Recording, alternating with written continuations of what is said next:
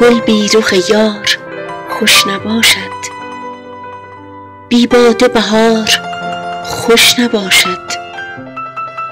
طرف چمن و طواف بستان بی لاله عذار خوش نباشد.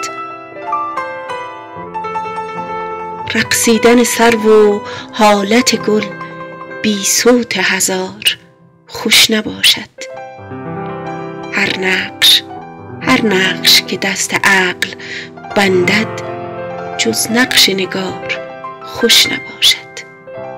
با یار شکرلب گل اندام بی بوس و کنار خوش نباشد. جان نقد محقر است حافظ، جان نقد محقر است حافظ، از بهر نثار خوش نباشد.